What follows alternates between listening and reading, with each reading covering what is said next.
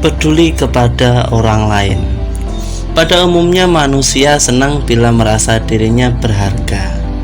Oleh karena itu terkadang mereka melakukan sesuatu untuk menarik perhatian orang lain.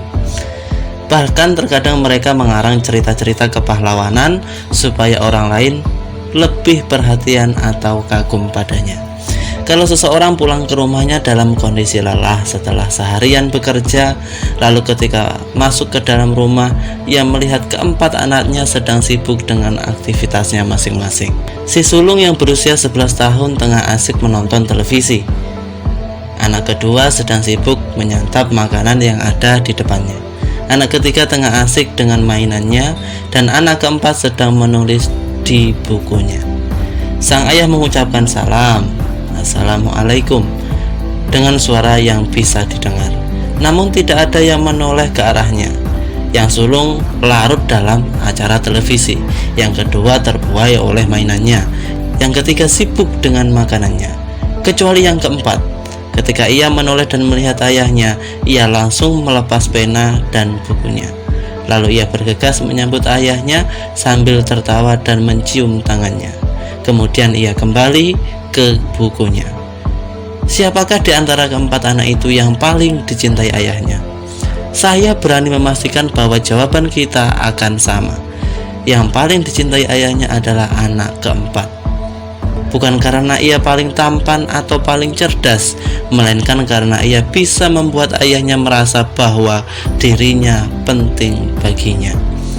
Semakin banyak Anda menunjukkan kepedulian Anda kepada orang lain, maka mereka akan semakin menyukai dan menghargai Anda.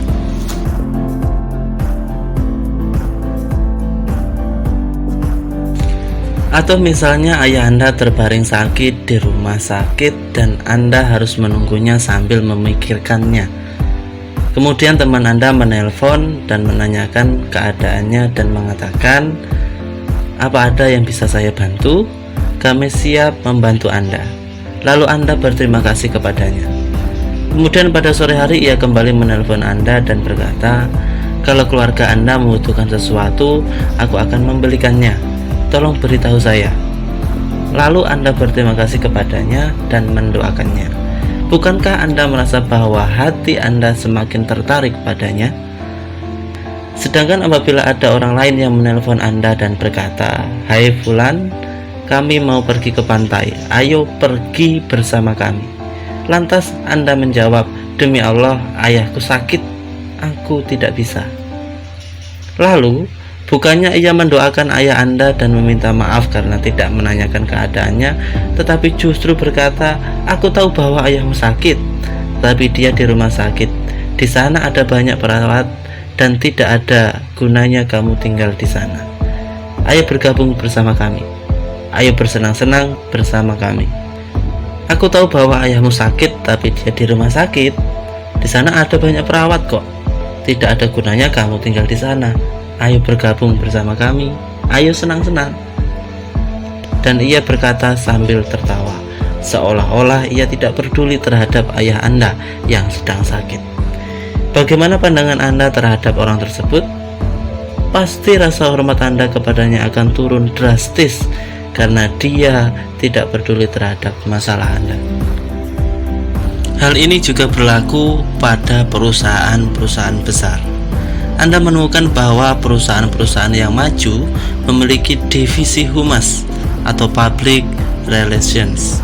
Tugasnya adalah mengirimkan ucapan selamat pada momentum-momentum tertentu, memberikan hadiah-hadiah dan sebagainya.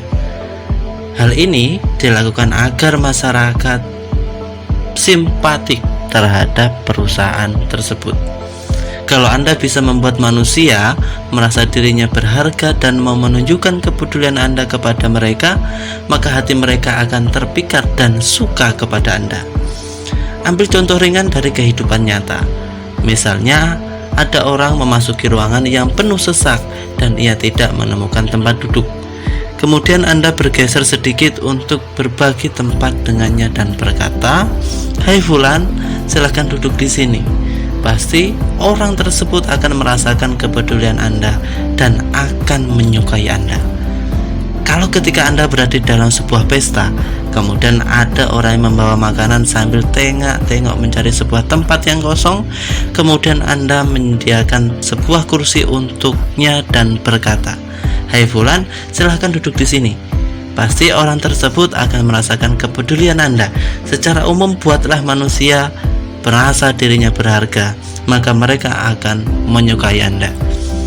Rasulullah Shallallahu Alaihi Wasallam adalah orang yang sangat peduli akan hal itu. Lihatlah ketika beliau berdiri di atas mimbar untuk menyampaikan khotbah Jumat.